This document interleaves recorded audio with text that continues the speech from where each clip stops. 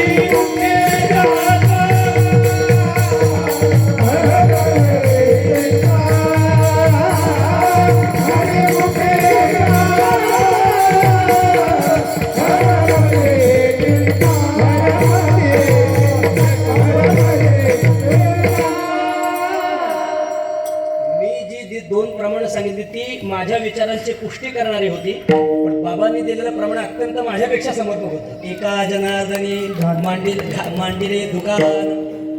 लोक मंडळी सांगतात नाही, जुनी माणसं हे केस काय उन्हात नाही पांढरे गेले म्हणतात. आता आम्ही रंग लावून काळे करतो तो स्वतंत्र विषय आहे. काय करावं तो आमचा विषय नाही, पण जाऊ द्या. काय करायचं आपल्याला? काळे करा, लाल करा, काय गुलाबी करायचे रे करा, काही घेणं नाही. पण बाबांनी प्रमाण दिलं. एका जनार्दनी मांडिले दुकान.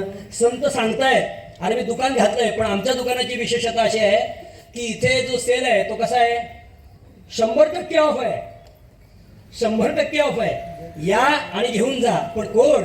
देव घ्या फुका देव घ्या फुका आणि नलगे मुका मोल काही. पण काळ्या डोक्याची माणसं एवढी हुशार आहेत, त्यांना देव संत फुकट देण्याकरता निघाले. आणि संत फुकट द्यायला लागले म्हणूनच लोकांना वाटलं ज्या अर्थी इतक्या सोप्या पद्धतीने मिळतोय, ज्या अर्थी संत आमच्या घराजवळ येऊन देत आहेत, ज्या अर्थी माईकवर ओरडून सांगतात कीर्तनाला चला कीर्तनाला चला, याचा अर्थ याचा उपयोग आम्हाला अजिबात नाही.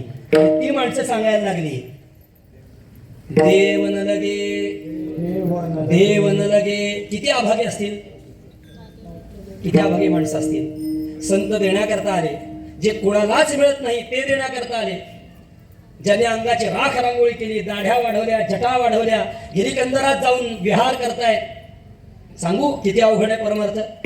तुम्हाला याचं महत्व कळावं याकरता सांगतो ऐका. काल मी एका ठिकाणी अभंग घेणार होतो, तिथे गेलं म्हटलं नको, त्याचा अवघड थोडा विषय, आपलं जसा समाज असेल तसं बोलावं, उगाच काय.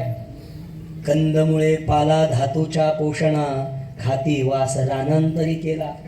तुकाराम महाराजांनी देवाकडे केलेली अपेक्षा आहे. तरी का निणते होते मागे ऋषी, जिही या जनासी दुराविले, लावूनिया नेत्र उगेचे बैसले, आणि न बोलत ठेरे मौन निरूप. कशासाठी हो? त्यांना घरदार नव्हतं का? सगळं होतं, पण कुठेतरी जगात एका शाश्वत सुखाची प्राप्ती होण्याकरता, सत्याची भेट होण्याकरता हे सगळं करतायत. आणि त्यांनी हे काय खात होते? मला आता कीर्तन करायचं साध्य नव्हतं, तर मी आलेल्या महाराजांना म्हटलं मला कमीत कमी हळद साखर लागून दूध तर द्या. म्हणजे काय, आमच्या पोटात गेल्याशिवाय आम्हाला बोलता येत नाही. ते काय खात होते? कंदमुळे पाला धातूच्या पोषणा. फक्त शरीर हे धातू सप्त धातू जगवण्याकरता, लठ्ठ होण्याकरता नाही, जगवण्याकरता. कंदमुळे पाला धातूच्या पोषणा, आणि खाती, आणि वास कुठे केला? रानांतरी केला. हा तो अभंग आहे, गोड अभंग आहे. कधीतरी आपण त्याचं चिंतन करू. असं आहे. असा अवघड असणारा देव संत फुकट द्यायला निघाले. लोक म्हणाले अजिबात नको. देव न लगे, देव न लगे, साठवणीचे रुधरे जागे. का म्हणतात आमच्या घरात देव ठेवायला जागाने. संत म्हणा अरे वेड्यानो, ऐका आमचं, ऐका आमचं. हे फुकट मिळतंय, पण फुकट मिळालं म्हणजे हे हिनकस नाहीये. हे 100 नंबरी सोनं तुम्हाला द्यायला आलोय. हा सप्ताह म्हणजे काय? हा ज्ञानयज्ञ महाराज, लक्षात घ्या. सप्ताह म्हणजे हे कीर्तनकारांना दुरून बोलवतात, इतका मान सन्मान, हे सगळं कशा करता? एकच आहे, तुमच्या मनावर हे बिंबावं की या जगात परमार्थ आणि परमार्थाचं फलस्वरूप असणारा परमेश्वर हाच एक सत्य आहे. तद्व्यतिरिक्त सर्व अनात्म वर्गाचं असत्य आहे. याचा आपल्याला त्याचं भान घडावं, अशी बुद्धी दृढ व्हावी, असा दृढ निश्चय व्हावा, याच्याकरता कीर्तन आहे. एक दिवस कीर्तन करून महाराज भागलं नसतं का तुमचं? मग का 3 दिवस? त्याचं कारण आहे पुन्हा पुन्हा पुन्हा पुन्हा पुन्हा पुन्हा हे अंतरावर बिंबावं, याच्यासाठी कीर्तन आहे. तो बाल कुमार